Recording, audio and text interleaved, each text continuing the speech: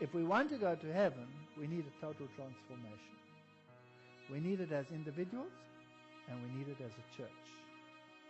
And the time has come to speak about these things, because we are told that the straight testimony will cause the shaking.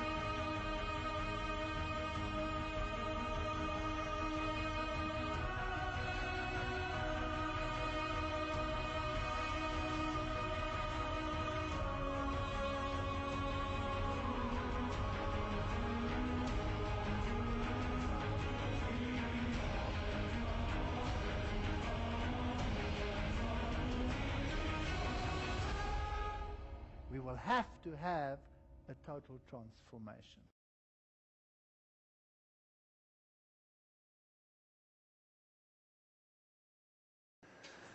We are going to continue with the typologies. Nós vamos continuar com as tipologias. Remember that Agora, lembre-se que em Cádiz, os filhos de Israel não entraram por causa de incredulidade. Agora nós vamos para um outro período. Aqui está o nosso texto base.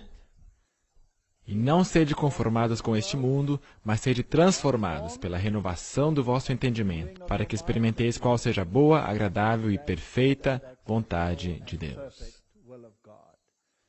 Todas essas histórias bíblicas têm a ver conosco e precisamos aprender lições delas.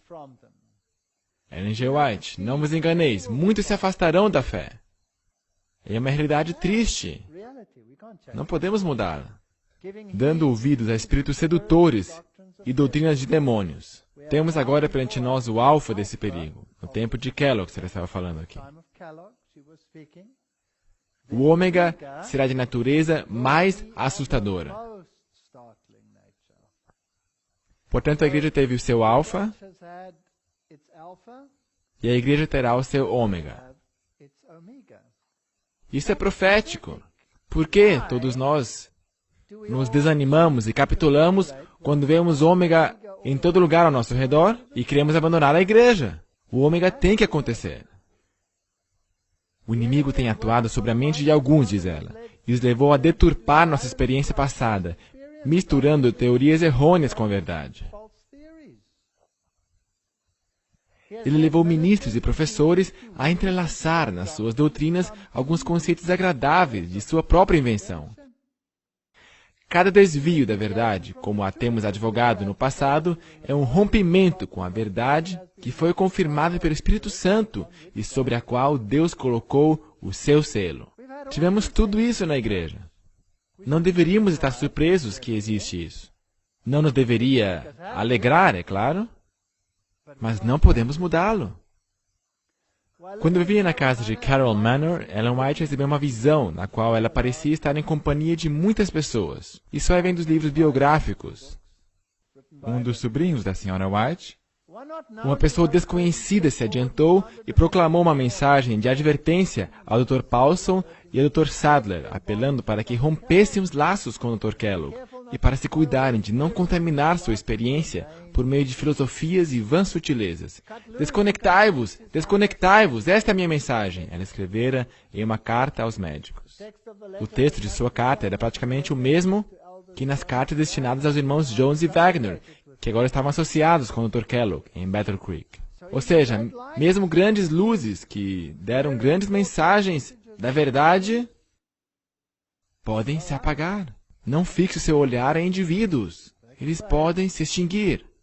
O mensageiro que estava advertindo indicou que esses homens estavam em neblina, em um nevoeiro, inconscientes dos sentimentos sedutores no livro The Living Temple, o Templo Vivente, Esse foi um livro de Kellogg, com suas teorias panteístas. Ela citou 1 Timóteo 4:1, mas o Espírito expressamente diz que nos últimos tempos apostatarão alguns da fé, dando ouvidos a espíritos enganadores e a doutrinas de demônios. E ela acrescentou, temos agora perante nós o alfa desse perigo. O ômega será de natureza mais assustadora. E sabe, nós pensamos que não é possível. Não é só possível, é profético. Como vocês sabem, eu fui um dos delegados para o Congresso de Fé e Ciência que nossa igreja organizou para discutir o assunto da criação em 6 dias. Algumas das experiências que eu tive são simplesmente inacreditáveis. Inacreditáveis. Ouvimos todo tipo de doutrina estranha, de indivíduos em posições elevadíssimas, referências na igreja, de diretores de algumas das nossas principais faculdades e de outros cargos, os que você escolher. Você não vai acreditar que tais sentimentos possam existir dentro do adventismo. Panenteísmo, panteísmo, evolucionismo, tudo isso aí. Alguns membros estavam em lágrimas. Alguns estavam acusando-os. Era muito assustador. E algumas das grandes luzes que eu realmente apreciei no passado estavam se apagando. E é triste. E a uma certa altura eu chamei para um canto uma dessas grandes luzes. E eu chamei para o cantinho, sentei com ele à mesa e disse, o que está acontecendo com você? Você não era assim. O que aconteceu com você? Diga-me, o que aconteceu? Me diga, por que você iria querer transigir desse jeito? E ele olhou para mim, abaixou seus olhos. Ele disse, esse é o ômega. Ele sabia. Ele estava tão preso nessa armadilha que ele não conseguia se soltar desses laços. E é triste, não é? É tão triste. Ela também escreveu a Kellogg, as dificuldades que surgiram foram muito duras de ser contestadas e estão longe de estarem resolvidas. Um e outro, e ainda outro, me são apresentados como tendo sido levados a aceitar as agradáveis fábulas que significam a santificação do pecado. A santificação do pecado. Aqui está a chave do que vai acontecer no ômega. O pecado será santificado. Em qualquer uma de suas formas. O livro The Living Temple contém o alfa de uma série de heresias. Essas heresias são similares àquelas que encontrei em meus primeiros trabalhos, em conexão com a causa em Maine, etc. Eu lhes dei uma mensagem similar àquela mensagem que tenho dado pelos últimos 2 meses. Eu fui instruída que as ideias que tinham aceitado eram nada mais que o alfa de um grande engano. Vai piorar. Então Deus disse, deixe-os. Eu fui proibida de falar com o Dr. Kellogg sobre o assunto, porque não era um assunto sobre o qual se fala. Eu fui instruída que certos sentimentos no livro The Living Temple eram alfa de uma longa lista de teorias enganosas.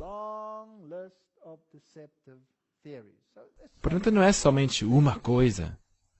É um espírito que penetra a igreja. Esses sentimentos tiveram seu efeito sobre o nosso povo por toda parte. Alguns acham que é estranho eu escrever, não enviem vossos filhos a Battle Creek. Uau! Fui instruída sobre o perigo das influências mundanas em Battle Creek. Escrevi centenas de páginas sobre o perigo de ter um hospital tão grande e de ajuntar tantas pessoas em um só lugar. Os jovens de Battle Creek estão em perigo. Entrarão em contato com um erro. Será que isso está acontecendo em nossas universidades modernas também? Será que não são do mesmo tamanho ou maiores ainda? Eu me sentei em uma de nossas grandes igrejas de universidade e havia as coisas mais estranhas. Corais vestidos com a insígnia IHS a seu serviço, por favor. Ísis, Horus e Sete, e sermões sendo pregados, que Pedro é a rocha, afinal de contas. E nossos púlpitos, já escutaram esses sermões? E piores, que eu nem quero mencionar. E me pergunto, como é que pode ser? Os nossos jovens em Battle Creek estão em perigo. Vão entrar em contato com o erro. Sabe, mesmo em nossas áreas mais conservadoras. Eu mesmo lecionei em uma de nossas universidades sobre o assunto de fé e ciência por anos. E por causa de compromissos e outros compromissos, eu não pude mais lecionar esse curso. E no ano que vem, eles ensinaram evolução lá. E os próprios estudantes não conseguiam crer no que estava acontecendo. E alguns desses professores lá foram promovidos, agora são professores em nossas universidades de referência nos Estados Unidos. Algumas coisas fascinantes que essas pessoas ensinavam. Há alguns anos eu não pensei que se defrontariam com tais erros logo ali no sanatório, mas quando saiu o livro The Living Temple, e alguns de nossos pastores me disseram que ali não havia nada que eu não tenha ensinado por toda a minha vida, eu vi quão grande era o perigo. Nós temos estado em tão grande perigo. Satanás é um inimigo tão cruel. Se eu me lembro das heresias de Ford e todos esses ensinamentos. Claro, isso aí foi removido da igreja. Mas isso não deixou a igreja. Será que não está ainda dentro da igreja? E se nós damos uma olhada nas traduções modernas da Bíblia, que totalmente erradicam a passagem de Jesus do Santo ao Santíssimo, é simplesmente inacreditável. Eu estive na Austrália e ali eu escutei alguns desses sentimentos serem expressos. E havia debates pela rádio, e Ford estava falando sobre essas coisas. E está tão claro na Bíblia que Jesus entrou no lugar santo, e não no lugar santíssimo, porque ele entrou com o seu próprio sangue, não entrou? E não com sangue de bodes ou bezerros, mas com o seu próprio sangue. Então, certamente, ele não podia ter feito o serviço no santo antes de vir à terra. Ou poderia? Porque ele ainda não tinha esse sangue. Portanto, o serviço no lugar santo só poderia ter começado depois desse sacrifício. Isso quer dizer que, num estágio mais avançado, ele deveria entrar no lugar santíssimo. E nós temos a profecia das 2.300 tardes e manhãs, que nos mostram quando esse evento aconteceu. E se não temos essa doutrina, não temos nada. E se você sacrifica essa doutrina, a Igreja Adventista torna-se simplesmente mais uma denominação. Não somos simplesmente mais uma denominação, mais uma igreja. Somos um movimento proclamando, anunciando que o tempo do seu juízo chegou. Isso começou em 1844, eis que torna a Igreja Adventista especial, a separa das outras, e é por isso que Satanás odeia essa doutrina, porque ele quer que façamos parte da sopa. Nós não somos sopa, somos adventistas, adventistas do sétimo dia. Entraram em contato com o erro. Há alguns anos eu não pensava que haveria esse erro lá. E ainda mais, logo ali no sanatório, no centro médico. Mas quando saiu o livro The Living Temple, alguns pastores disseram que ele não havia nada. Essa é a história de nossa vida. O inimigo das almas tem procurado introduzir a suposição de que uma grande reforma devia efetuar-se entre os adventistas do sétimo dia e que esta reforma consistiria em renunciar às doutrinas que se ergueram como pilares de nossa fé e empenhar-se no processo de reorganização. Nós já vimos isso, sim ou não? Infelizmente, sim.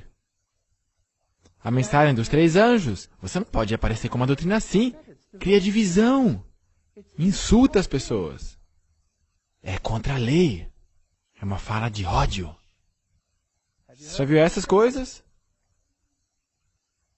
Se tal reforma se efetuasse, qual seria o resultado? Seriam rejeitados os princípios da verdade, que Deus, em sua sabedoria, concedeu à igreja remanescente. Uau! Nossa religião seria alterada. Os princípios fundamentais que têm sustido a obra nesses últimos 50 anos seriam tidos na conta de erros. Isso não é só eu como oposição, isso é realidade. E não importa aonde você vá. Como a história desse comunista que eu contei na vez passada. Deus juntou uma congregação de 25 pessoas que ainda criam no que esta velhinha dizia. No meio daquele ambiente. Você pode crer nisso? Que senso de humor ele tem. Estabelecer-se-ia uma nova organização. Escrever-se-iam livros de ordem diferente. Eu visitei uma grande casa publicadora, cruzando a fronteira aqui. Eu entrei lá falando, uau, agora eu vou achar alguns livros interessantes. Era tudo muito colorido. Não como no passado. Antigamente era, sabe, uma cor. Não, agora não mais. Muito colorido. E todos esses livros estavam ali. Eu fui lá falar com a moça e disse, com licença, aonde estão os livros do Espírito de Profecia? Ela disse, logo ali atrás daquelas prateleiras ali. Eu falei, obrigado. Eu fui lá e havia alguns. Só alguns. Agora, existem muitos livros, não é verdade? Muitos livros. E eu olhei para eles e os contrastei com aquela enorme quantidade de livros. E pensei, eu não vou deixar isso quieto. Eu vou ser uma irritação. Quer dizer, isso faz parte da minha natureza. Eu vou ser uma irritação aqui também. E eu fui lá e perguntei, aonde está o gerente do estabelecimento aqui? E ela me levou ao seu escritório. E falei, oi, eu sou da África do Sul. Eu percebi uma coisa muito interessante nas suas prateleiras. Você não quer vir comigo e dar uma olhada ali também? E ele veio comigo e nós andamos até lá ao fundo. E eu disse, olha aqui. Ele disse, sim, o que é que tem? Essas aqui são as folhas de outono. Mas por que estão escondidas aqui atrás? Eu pensei que essas eram as folhas de outono e não aquelas coloridas lá. Será que você não colocou suas prateleiras na ordem invertida? Ele ficou muito desgostoso comigo. Não preciso mencionar isso. Esse fanático da África do Sul. Eu fiz o mesmo numa de nossas universidades ali na Europa. Estavam tão orgulhosos de sua biblioteca. E tinham todos esses livros maravilhosos. Todos eles. E todos os seus teólogos. Eu mencionei os seus teólogos pelo seu nome. Eu disse, sabe, Jesus eu conheço. Paulo eu conheço. Ellen White eu conheço. Mas quem que é esse camarada Barth aqui? Eles tinham fileiras e prateleiras da autoria de Barth, comentando sobre Karl Barth. Mas Espírito de Profecia? Quem que é esse camarada Barth aqui? Eles também não gostaram dessa. Os princípios fundamentais que têm sustido a obra nesses últimos 50 anos seriam tidos na conta de erros. Eu recebo telefonema após telefonema e telefonemas. Você não vai falar sobre isso ou aquilo lá? Felizmente eu sou um pouco surdo de um ouvido. Introduzir-se-ia um sistema de filosofia intelectual. Os fundadores desse sistema iriam às cidades, realizando uma obra maravilhosa. O sábado seria naturalmente menosprezado, como também um Deus que o criou. Coisa alguma se permitiria opor-se ao novo movimento. Nós vamos falar um pouco mais sobre isso depois. Ensinariam os líderes a ser a virtude melhor do que o vício. Mas removido Deus, colocariam sua confiança no poder humano, o qual, sem Deus, nada vale. Seus alicerces se fundariam na areia, e os vendavais e tempestades derribariam a estrutura. Vai acontecer, é profético. Se não acontece na sua igreja, encontre uma na qual isso acontece. Essa é a única solução. Quem tem autoridade para iniciar semelhante movimento? Possuímos a Bíblia. Temos nossa experiência como o atestado da milagrosa operação do Espírito Santo. Temos uma verdade que não admite contemporização alguma. É só certo ou errado. Não devemos repudiar tudo que não esteja em harmonia com essa verdade. É o nosso dever. Mas você não vai ser muito popular. Não se trata de um concurso de popularidade. Alguns me dizem, sabe, cristianismo é uma muleta. Eu digo não. Cristianismo não é para cissis, uma alusão a um filme de uma mocinha na Áustria. Hesitei quanto ao envio daquilo que o Espírito do Senhor me impeliu a escrever. Ela mesma não queria escrever isso. Ui, não posso escrever isso. Eu não queria ser compelida a apresentar a influência desencaminhadora desses sofismas, mas na providência de Deus, os erros que se têm insinuado têm de ser combatidos. É o nosso dever. Esse é o nosso trabalho. Os fatos relativos a Coré e seus companheiros, os quais se rebelaram contra Moisés e Arão e contra Jeová, acham-se registrados para servirem de advertência ao povo de Deus, e especialmente os que vivem na terra perto do fim do tempo. Portanto, precisamos estudar essa tipologia. E se nós permanecemos dentro das fronteiras do Espírito de Profecia e da Bíblia, estamos em terra firme. Ela disse, estudem-no. Identifique qual é o erro e veja se consegue combatê-lo. É para isso que Deus nos deu esses exemplos. Satanás tem levado pessoas a imitarem o exemplo de Coré, Datã e Abirão. Nós temos isso na igreja. E é interessante que nós temos aí um aspecto religioso e um aspecto político. Porque Coré era o que queria ser o líder espiritual, o sumo sacerdote, e os outros representavam mais o aspecto diplomático político. E queriam formar esta coligação na liderança, como uma organização de igreja e Estado. Brilhante! Será que temos algo como isso em nossa igreja hoje? Em suscitar rebelião entre o povo de Deus. Os que se permitem levantar-se em oposição ao claro testemunho enganam-se a si mesmos.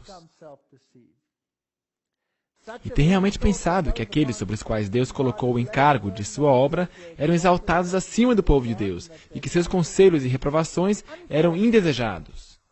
Tem se erguido em oposição ao franco testemunho que Deus queria que dessem em reprovação aos males existentes entre o povo de Deus. Eu equilibro essas palestras com outras palestras como a intitulada Sou eu o guardador do meu irmão? Essa aí também vai vir. Sempre há dois lados de uma história. Muitos, por algum tempo, ficaram indecisos quanto a fazer um completo sacrifício de todos esses artigos prejudiciais ou rejeitar o positivo testemunho apresentado, cedendo aos clamores do apetite. Assumir uma atitude indecisa. Há muitos sentados sobre o muro nesse mundo. Essa decisão tremenda ergueu desde logo um muro de separação entre eles e os que se empenhavam em purificar-se, como Deus ordena, de toda imundícia da carne e do espírito. Toda a sua vida espiritual é todo um sistema complexo e interligado. Diziam que o povo estava com a razão e que os testemunhos reprovadores é que causavam a dificuldade. Sim, eles ali estão tudo bem. Eu tive algumas experiências interessantes com Amazing Discoveries. Amazing Discoveries não é o ministério mais popular debaixo do sol, mas eu permaneci com eles. Porque eu creio que é o seu desejo sincero divulgar a mensagem de Deus para o tempo do fim. E eu sei que eles não estão se enriquecendo a si mesmos. De nenhuma forma. É um trabalho de muito sacrifício. E me chamaram a atenção, e as pessoas me disseram, sabe, por que você não se afasta, por favor, deles? Porque o problema não é com você, o problema é com eles. E depois, essas mesmas pessoas recebem ligações, por que você não se afasta deles, sabe? Porque o problema não é com vocês, é com ele, saindo da mesma boca. Não é fascinante isso? Portanto, a reprovação do pecado não é bem-vinda em nenhuma época. Agora, eu não tenho mencionado nomes. Eu mencionei algum nome? Não. Eu posso ter mencionado áreas, ou áreas geográficas específicas até. Mas eu não tenho mencionado nomes. Esse não é meu trabalho. Eu não quero denegrir ninguém. Mas se trata do princípio. É disso que estamos falando. E quando os rebeldes desenrolam sua bandeira, todos os desafetos acorrem ao redor do estandarte e todos os defeituosos espirituais, os coxos, os mancos e os cegos, unem sua influência para espalhar e semear a discórdia. É tão contagioso e é tão difícil lutar contra isso. E você realmente tem que chorar entre o pórtico e o altar.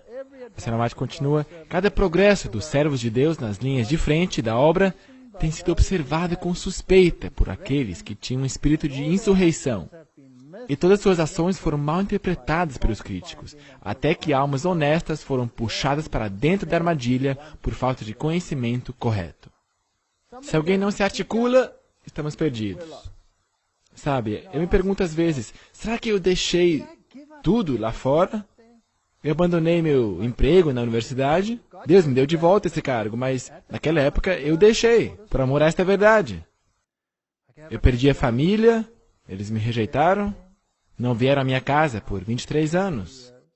Abandonei meus velhos amigos. Por nada?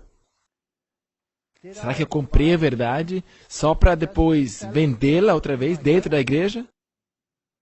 Não faz sentido. Por que eu iria deixá-la lá fora e depois me apegar ao erro de novo dentro da igreja? Eu não vou fazer isso. Pela graça de Deus, pelo menos, eu não vou fazê-lo.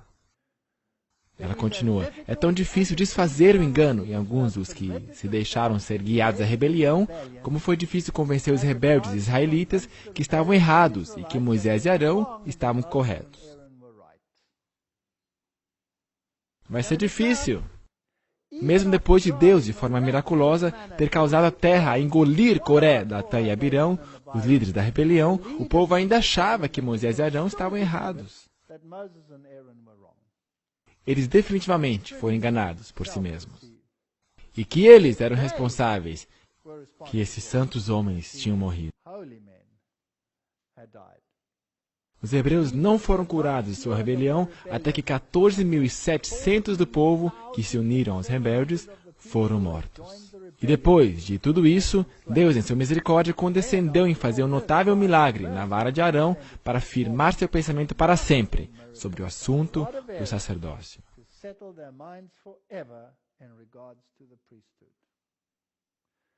Portanto, esse é um paralelo fantástico. A Senhora White escreve em Manuscript Releases, número 9, eu me pergunto se a rebelião genuína é de fato curável.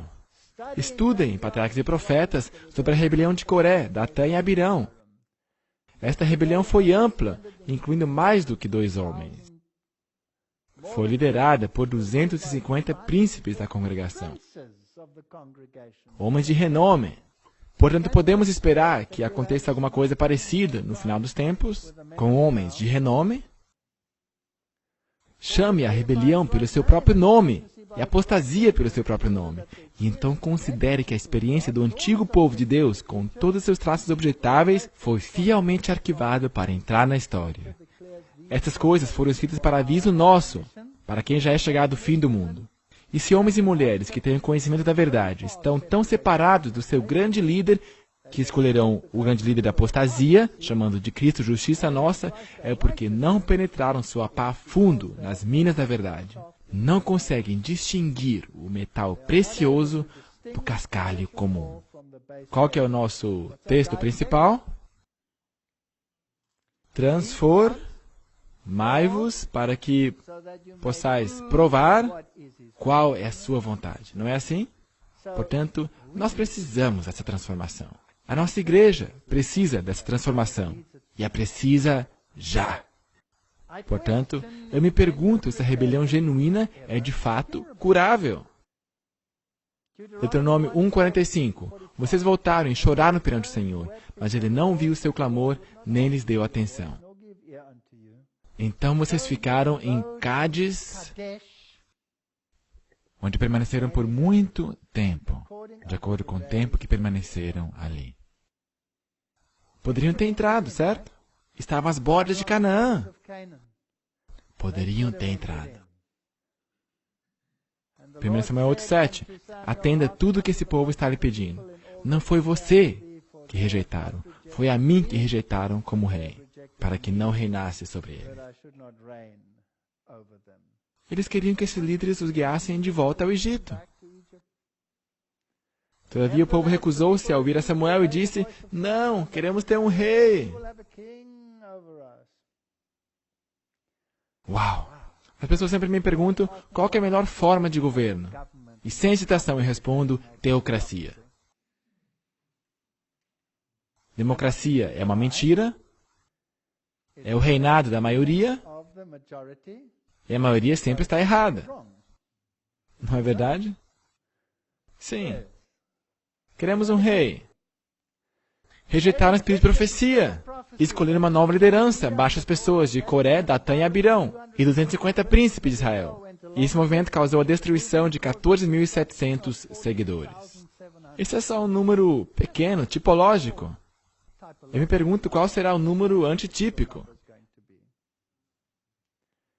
Porque nunca falei a vossos pais, no dia em que vos tirei da terra do Egito, nem lhes ordenei coisa alguma acerca de holocaustos ou sacrifícios. Deles, entretanto, esta ordem: obedeçam-me, e eu serei o seu Deus, e vocês serão meu povo.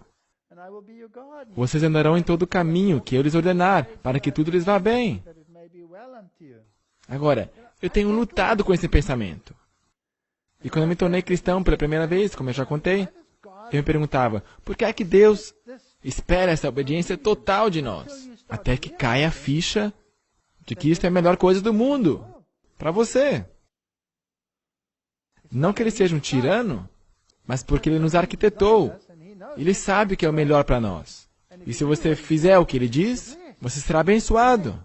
É maravilhoso. Se você o faz porque você tem que fazê-lo, bom, já é o início, mas é patético. Mas se você faz isso porque realmente quer, porque é a melhor coisa que poderia acontecer com você, então já é metade do caminho andado. E eu lhes dei essa ordem: obedeça a minha voz, eu serei o seu Deus, e vocês serão meu povo. Mas eles não me ouviram, nem me deram atenção. Antes seguiram o raciocínio rebelde de seus próprios corações maus. Andaram para trás e não para frente. Então o espírito de Laodiceia se desenvolve aqui. Todavia poucos ficam alarmados ou atônitos com sua falta de poder espiritual. Desde a época do encontro de Minneapolis, diz ela, tenho visto o estado laodiceano da igreja como nunca antes. Portanto, aqui temos essa experiência de Cádiz, e a partir dessa experiência de Cádiz, nós temos qual resultado? Uma rebelião. A igreja adventista passou por uma experiência de Cádiz em 1888, e depois disso, uma rebelião. Estamos fazendo exatamente a mesma coisa. Houve a reprovação de Deus contra os que se sentiam tão satisfeitos e que não conheciam sua pobreza espiritual. Jesus lhes fala a mesma coisa que disse à mulher de Samaria. Se tu conheceras o dom de Deus, e quem é o que te diz, dá-me de beber, tu lhe pedirias e ele te daria água viva. A nossa igreja precisa disso. Como os judeus, muitos fecharam seus olhos para que não vejam. Mas há um grande perigo agora em fechar os olhos para a luz e em se afastar de Cristo, não sentindo a necessidade de nada, como nos tempos em que ele estava nessa terra. Os que resistem à mensagem de Deus por seus humildes servos pensam estar em divergência com a irmã White, por suas ideias não se harmonizarem com as deles.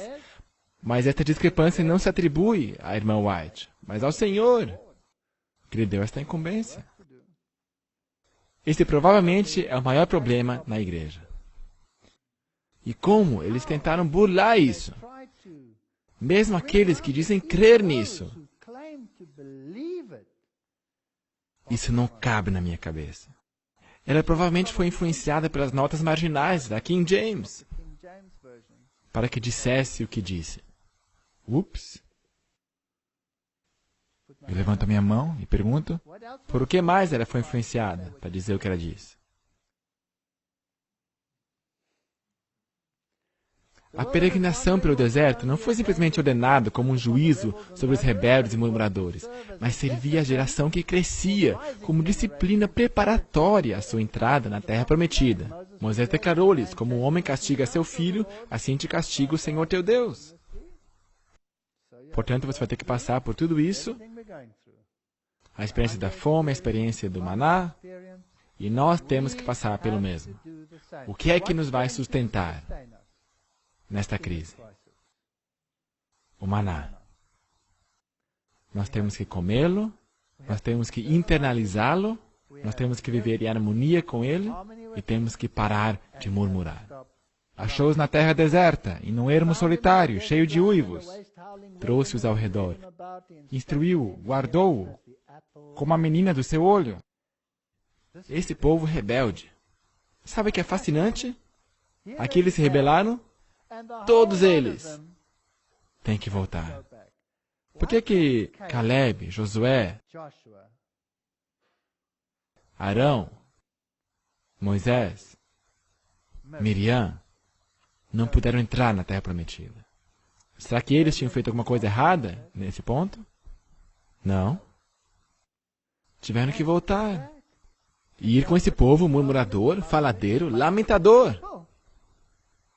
Portanto, os Arãos, os Moisés, todos esses hoje, têm que simplesmente retroceder e conviver com esse povo murmurador, faladeiro, lamentador. Agora, vamos dar uma olhada na doutrina desse Coré. Isso é fascinante. Número 16, verso 1. Corá, filho de Izar, neto de Coate, bisneto de Levi, reuniu Datã e Abirão, filho de Eliabe e On, filho de Pelete, todos da tribo de Ruben. Agora, por que você acha que ele dá a genealogia? Porque no segundo mandamento diz, até os filhos da terceira e quarta geração. Nós vamos falar sobre isso mais tarde, vai ficar muito interessante. E se insurgiram contra Moisés. Com ele estavam 250 israelitas, líderes famosos na comunidade e homens de renome. Você acha que isso aqui também foi escrito para advertência nossa? E quando alguns veem isso, as pessoas me dizem que vão abandonar a igreja. Moisés nunca deixou a igreja. Eles se juntaram contra Moisés e Arão e eles disseram, vocês têm muita pretensão. A Assembleia toda é santa. Aqui está um dos problemas. Cada um deles é santo, e o Senhor está no meio deles. Então por que vocês se colocam acima da Assembleia do Senhor? Por que o Senhor somente falaria por você? Ele pode falar por mim também. Deus pode me mostrar que eu devo fazer isso e aquilo. Será que escutamos isso também na igreja? Santos versus pecadores. Patriarcas e profetas. E assim Coré e seus companheiros obtiveram a atenção e conseguiram o apoio do povo. A notícia de que as murmurações do povo acarretaram sobre eles a ira de Deus declarou-se ser um engano. Disseram que a congregação não estava em falta, visto que não desejavam nada mais do que os seus direitos. Esse é o espírito de hoje. Esse é o espírito de hoje. Mas que Moisés era um governador déspota, que ele reprovara o povo como pecadores, sendo eles um povo santo, estando o Senhor entre eles. E nós temos a mesma atitude hoje. O Senhor não se importa sobre o que você veste, ou o que você come, ou o que você faz. Isto é legalismo. Isso é patético. Tudo que você tem que fazer é amá-lo. E ele vai te aceitar do jeito que você é. E vai estar tudo bem. E a forma como nós conseguimos membros para a igreja não é com a verdade ou com a pregação. Não, nós temos clubes do café, temos música, isso, aquilo lá, e o Senhor vai aceitá-lo como sua melhor forma de adoração. Será que temos isso hoje? Claro. Coré passou em vista a história de suas viagens através do deserto, onde haviam sido levados a situações angustiosas, e muitos pereceram por causa de sua murmuração e desobediência. Seus ouvintes julgaram ver claramente que suas dificuldades poderiam ter sido evitadas se Moisés tivesse adotado um procedimento diferente. Agora essa Ellen White, uau! Raciocínio do século XIX, onde já se viu querer impor isso sobre nós. Uma madame velhinha, firim-fim-fim. Só um momento, ela não era uma madame velhinha? Ela tinha 17 anos de idade quando se tornou uma profetisa. Isso é uma criança. É uma criança. Concluindo que todos os seus fracassos eram atribuíveis a ele. E sua exclusão de Canaã foi em consequência da má administração de Moisés e Arão. Bem, a igreja adventista decidiu que não conseguia mais aguentar a sua presença e a enviaram para a Austrália. Lembram? Se Coré fosse seu dirigente e os animasse, ocupando-se com suas boas ações, em vez de ele reprovar os pecados, aí sim, foram lisonjeados por Coré. E o seu grupo, a ponto de chegarem a crer que eram realmente um povo muito bom. E esta é a nossa teologia moderna. Este é o estilo de pregação que nós temos hoje em dia? Nunca, de jeito nenhum, fale alguma coisa que cause turbulências nas águas. Sejamos doces, gentis, nós somos todos gente boa. Vai lá e faça as suas boas obras e prove para todos que vocês são gente fina. E assim, milhares virão à igreja. Eu estive num país muito nórdico, na Europa. E a liderança me chamou e me disseram, por favor, não pregue tudo que você quer pregar. Sabemos que você vai querer pregar, que você está organizando uma campanha, mas por favor, não faça isso desse jeito aqui. Nós temos relações excelentes com todas as igrejas e não queremos destruir essas relações. E queremos que você fale com o nosso presidente sobre esse assunto. Então a gente foi lá e falou com ele. Ele me disse, você não vai fazer isso. Eu disse, bem, me dê uma boa razão. Porque não deveria chamar a espada de espada, chamar o papado de anticristo e coisas tão cruéis como isso. Ele disse que tinha todas essas boas relações e que por anos, e por alguma coisa como, não me lembro direito, mas acho que era 18 anos, e havia representantes de outras áreas que os tinham advertido. Histórias interessantes. Então, ele tinha todas essas boas relações com sacerdotes e com esse, com aquele pastor. E eles intercambiavam os seus púlpitos, estavam tendo ótimos momentos juntos, por 18 anos. E eu disse, isso é maravilhoso. Quantos deles tornaram adventistas? Eu disse, não, nenhum deles. Então eu disse, bem, então sua forma de evangelismo não funciona muito bem. Poderia, por favor, permitir que eu fizesse no meu estilo? Isso foi um drama. Então, mesmo aqueles que apoiavam a mensagem disseram, por favor, você poderia, por favor, não falar nada sobre os lácteos? Porque todo o nosso país se apega aos lácteos. E eu disse, sim, é por isso que eles estão tão doentes. Talvez eles precisem de ajuda.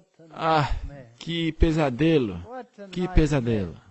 Lisonjearam o povo. Isso, lisonjeie-os e diga-lhes que todos são santos. Como é que você quer que as pessoas mudem se você não lhes explica o porquê dessa mudança? Certo? Ontem nós tivemos um grupinho aqui. Eu, aliás, aprecio a coragem das pessoas que vieram aqui ontem em frente, depois do culto. Quantos de vocês daqui à frente ontem eram católicos romanos? Não havia 2? 2. Bem, havia 4, então era metade, certo?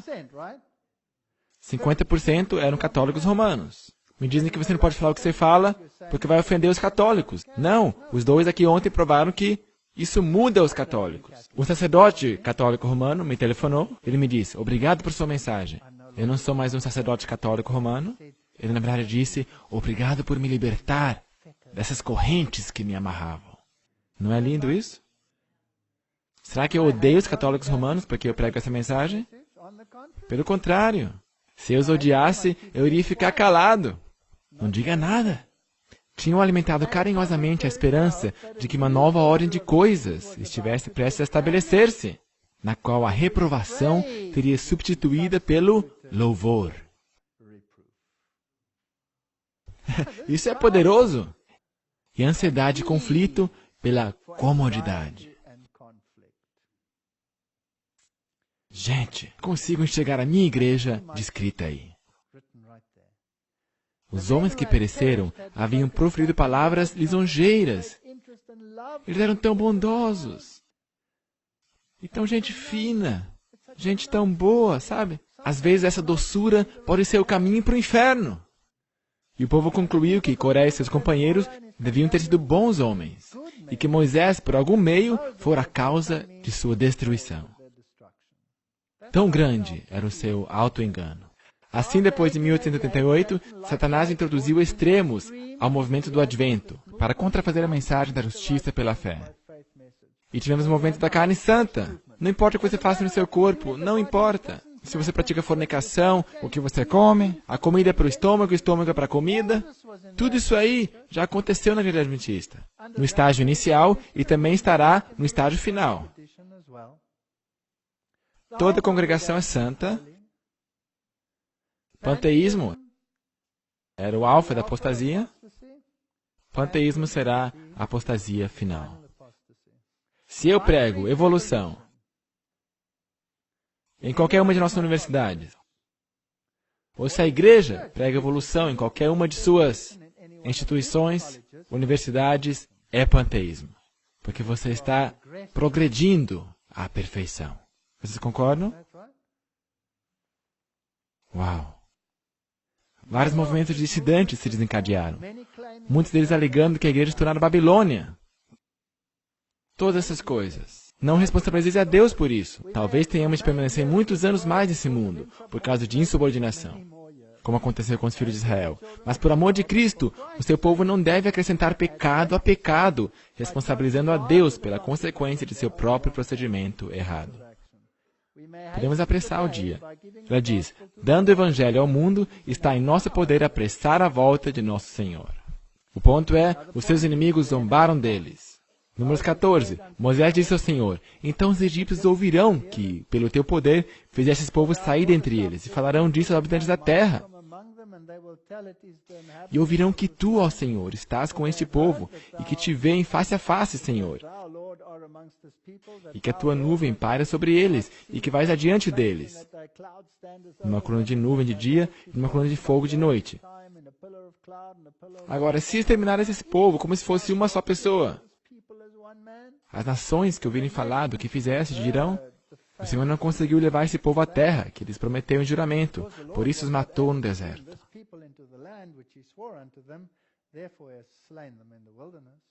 Nós temos tornado um provérbio.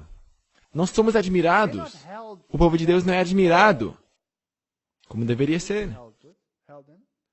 Somos simplesmente mais um membro ecumênico. Nações gentílicas tinham zombado do Senhor e de seu povo, porque os hebreus não puderam tomar posse de Canaã, como era sua expectativa, logo depois que saíram do Egito. Seus inimigos tinham triunfado, porque Israel vagueara tanto tempo no deserto, e zombeteiramente haviam declarado que o Deus dos hebreus não era capaz de levar a terra prometida. Será que eles zombaram dos adventistas do sétimo dia? Eu recebo deles páginas, eu recebo pacotes desse jeito. E tudo sobre Ellen White, que falsa profetisa ela é. Vocês já viram esses pacotes e um monte de coisas? Na verdade, eu os leio, porque eu faço evangelismo, tenho que saber responder essas coisas. Que ignorância total. E Satanás o empilhou contra essa igreja. E apesar disso, ele está perdendo almas. Portanto, quem realmente está no controle? Deus está no controle. O Senhor manifestará agora de maneira assinalada o seu poder e favor. E os inimigos destes não mais os podiam reprovar, quando eles vieram outra vez. Deuteronômio 2:1. Depois viramo-nos e caminhamos ao deserto, caminho do Mar Vermelho, como o Senhor me tinha dito, e muitos dias rodeamos o monte Seir. Assim se acendeu a ira do Senhor contra Israel, e fez-os andar errantes pelo deserto 40 anos, até que se consumiu toda aquela geração. E aqueles muitos dias, na verdade, foram 38 anos. 38 anos. E os dias que caminhamos, desde Cades Barneia até passamos o ribeiro do Zered, foram 38 anos, até que toda aquela geração dos homens de guerra se consumiu no meio do arraial, como o Senhor lhes jurara. Agora vamos dar um pulo lá em Jeremias. Quando é que esse profeta está vivendo? Na época do segundo cerco de Babilônia. Jeremias 7. Porque nunca falei a vossos pais no dia em que os tirei da terra do Egito, neles ordenei coisa alguma acerca de holocaustos ou sacrifícios. Mas isso lhes ordenei, dizendo, dai ouvidos à minha voz, e eu serei o vosso Deus, e vós sereis o meu povo, e andai em todos os caminhos que eu vos mandar, para que vos vá bem. Mas não ouviram, nem inclinaram seus ouvidos, mas andaram nos seus próprios conselhos, no propósito do seu coração malvado, e andaram para trás, e não para diante. Portanto, até onde nós queremos retroceder? Queremos voltar até a escravidão egípcia? Ou de volta ao cativeiro babilônico? É até aí que queremos ir como igreja? A igreja deixou de seguir a Cristo, seu guia, e está constantemente retrocedendo rumo ao Egito. Todavia, poucos ficam alarmados ou atônitos com sua falta de poder espiritual. Dúvidas e mesmo descrença dos testemunhos do Espírito de Deus estão levedando nossas igrejas por toda parte. Satanás assim o deseja. Pastores que pregam o eu em lugar de Cristo. Esta é uma doutrina de Schuller. Será que temos isso em nossas igrejas hoje? Não, não, de jeito nenhum. Os testemunhos não são lidos e apreciados. Mas se eles são lidos, se diz que são bons para a homilética, mas não para a exegese. Ou nós o lemos em nosso culto familiar, mas eu não posso usá-los para ser explícito em alguns pontos. Luz tem sido derramada de sua palavra e dos testemunhos. Desculpa, mas luz de sua palavra? Será que isso soa como exegese? Isso me parece como exegese. O resultado aparece na falta de pureza, consagração e fervente fé entre nós. Me sinto mal quando relembro como que por longos anos as normas têm gradualmente se abaixado. Portanto, nossa solução é: eleve as normas outra vez. Jesus não veio para baixar as normas, Ele veio para elevá-las. Deixe nós elevá-las também. Me foi mostrado que deveras poucos reconhecem a constante presença do vigia divino que declara: conheço tuas obras. Todas essas são virgens nécias, não têm consolo duradouro. Se queremos vitória, então teremos que vencer o mundo. Não reclamo as Escrituras uma obra mais pura e santa do que temos visto até agora? Deus requer daqueles que estão prontos a se deixarem reger pelo Espírito Santo que deem início a uma obra de inteira reforma. Temos um pequeno grupo aí, está aí o seu dever. Comece nos seus lares, comece aqui, comece aqui. Seja um exemplo, seja bondoso, seja generoso, seja amoroso. Nosso povo acorria a seus postos, atendendo a chamada de Deus. Eles virão. As pessoas vão começar a voltar. Durante esses anos, lembrava-se constantemente ao povo que se achavam sob a reprovação divina. Agora, eu queria sublinhar isso para vocês. Aqui havia um povo. Eles poderiam ter entrado, mas eles não entraram. Eles ainda estão aí. Será que isso somos nós hoje? Sim. Eles estavam baixo a reprovação divina. Será que nós estamos baixo a reprovação divina também? Sim ou não? Sim. Toda a nossa igreja está sob a reprovação divina. Isso é muito importante. Na rebelião em Cádiz, tinham rejeitado a Deus, e Deus, durante aquele tempo, os rejeitara. Mas eles ainda eram povo de Deus. O pilar da nuvem ainda estava lá em frente deles. Ainda era o povo de Deus. Visto que estavam mostrado infiéis para com o seu concerto, não deveriam receber o sinal desse concerto, o rito da circuncisão. Eles não estavam sendo circuncidados. Durante todo esse período, não havia sido praticada a circuncisão. Você sabia disso? Nenhuma circuncisão. E a circuncisão é um símbolo da circuncisão do coração. Portanto, toda a nossa igreja não tem a circuncisão do coração, como igreja. Estavam proibidos de praticar o ritual. Seu desejo de voltar à terra de escravidão mostrara serem eles indignos da liberdade. E a ordenança da Páscoa, instituída para comemorar o livramento do cativeiro, não deveria ser observada. Não tinha permissão para circuncidar e não tinha permissão de observar a Páscoa. A mesma coisa acontece conosco. A mesma coisa. Agora, quando que a reprovação divina foi removida? Isso é importante. Eu quero saber para onde que o tipo nos guia. Quero saber aonde estou na linha do tempo. Josué 5:7. Porém, em seu lugar, pôs a seus filhos. A estes, Josué circuncidou. Portanto, era um pouco antes de entrar em Canaã. Porquanto estavam incircuncisos, porque os não circuncidaram no caminho. E aconteceu que, acabando de circuncidar toda a nação, ficaram no seu lugar no arraial, até que sararam. Que tipologia linda aqui. E disse mais o Senhor a Josué: hoje retirei de sobre vós o opróbrio do Egito.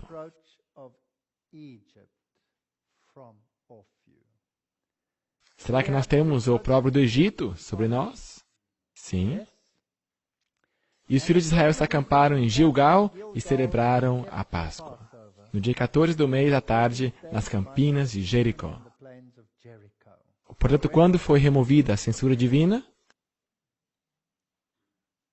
justo antes de entrarem em Canaã.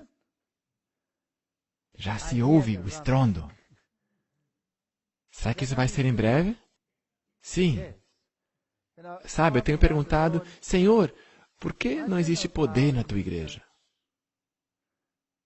Agora, eu já passei por experiências marcantes, como Mark Woodman, 35 anos de idade, fazendo tudo corretamente, morrendo em frente de seus olhos, se dissipando, orando, sendo ungido, fazendo tudo o que é possível nos esforços humanos. Não, ele bateu as botas. E não sei quantos de vocês se perguntam, Senhor, aonde estão os dias quando derramavas o teu Espírito e as pessoas eram curadas? Na igreja adventista, bem no começo, havia curas milagrosas, sim ou não? Sim. Não acontece mais hoje. Eu conheço pessoas que foram curadas. Eu também conheço. Não é como se eu não soubesse de nada. Mesmo curas milagrosas, alguns deles eu conheço bem de perto. Alguns que tinham melanomas nos seus rostos, continuavam orando enquanto seu rosto estava desse jeito, e os cirurgiões estavam esperando, e ele falava, não, eu tenho que fazer meu dever para com Deus, e depois vocês podem cortar isso. E enquanto orava, sumiu. Eu conheço alguém que aconteceu isso. Portanto, eu sei de coisas milagrosas que aconteceram, mas falando de forma geral, é como se estivéssemos sem poder. Você já percebeu isso? Estamos baixo a reprovação divina. Esta é a resposta. A pedra do escândalo, do opróbrio, ainda não foi removida de nós, mas está por vir. A pequena distância do Jordão, os hebreus fizeram seu primeiro acampamento em Canaã.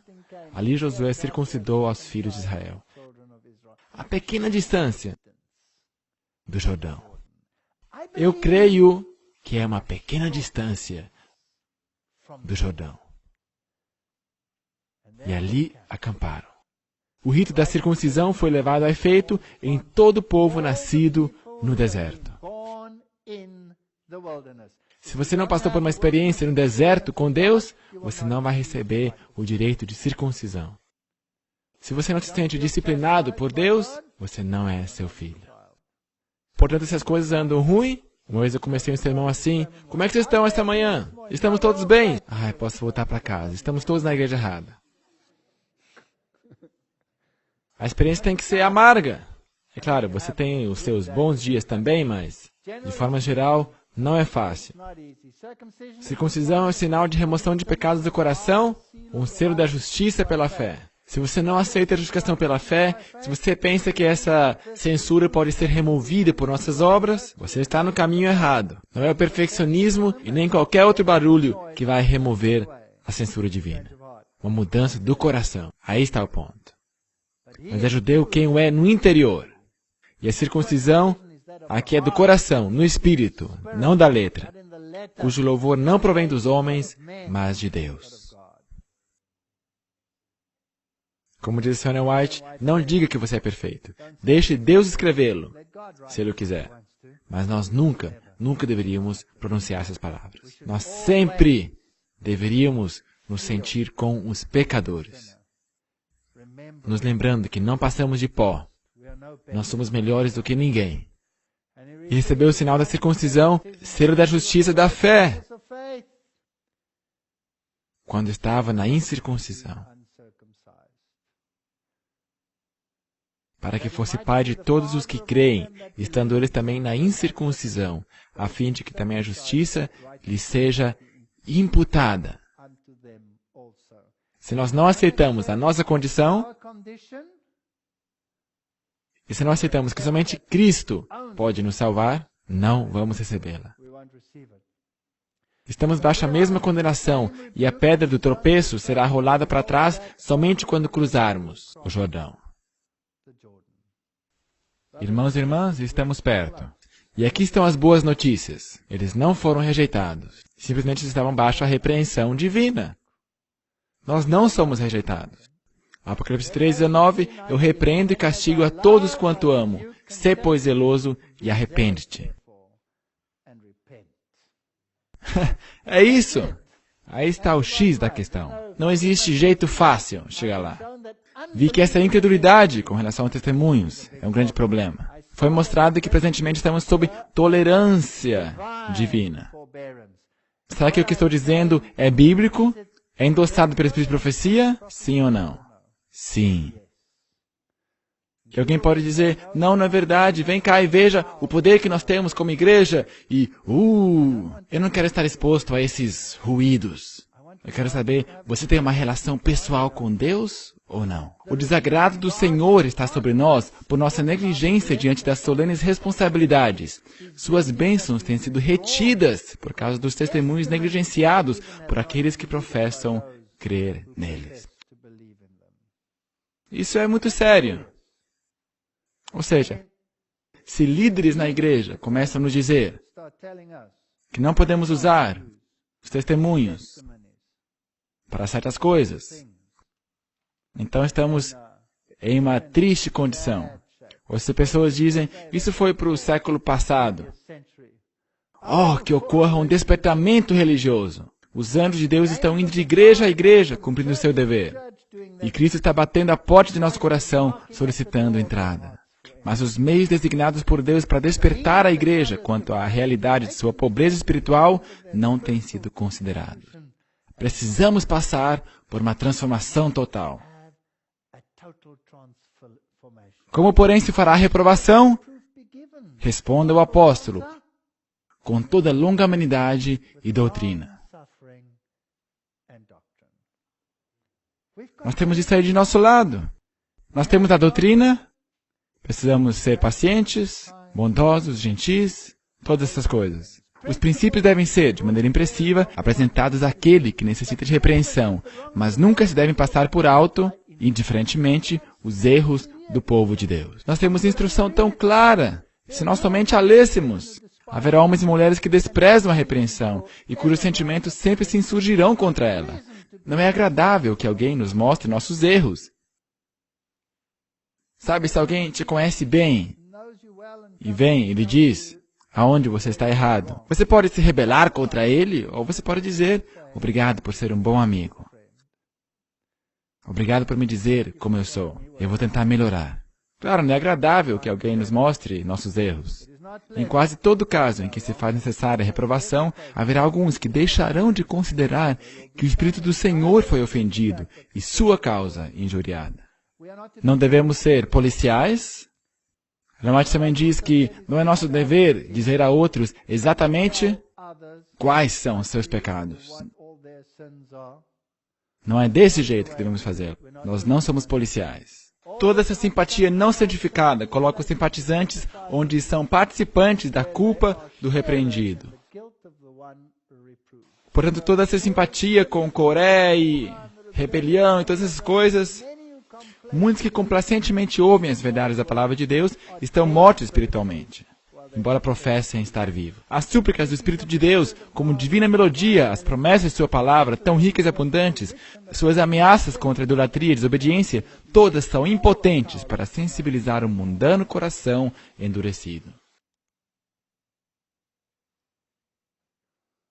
Achou-os numa terra deserta, e num ermo solitário cheio de uivos, suportou seus costumes no deserto por espaço de 40 anos. Mesmo Caleb, Josué e Moisés foram divinamente guiados de volta ao deserto. Não começaram um novo movimento, não se isolaram. Também nós não devemos fazê-lo. Porque povo santo és ao Senhor teu Deus. Com ou sem reprovação divina. O Senhor teu Deus te escolheu para que fosse seu povo especial. O Senhor não tomou prazer em vós, nem vos escolheu, porque vossa multidão era mais do que a todos os outros povos. Ou o que quer que fosse, vocês eram poucos, mas era porque o Senhor vos amava. Isso é tão bonito. Eu repreendo e castigo a todos quantos amo. Sê, pois, zeloso, e arrepende-te. Amém.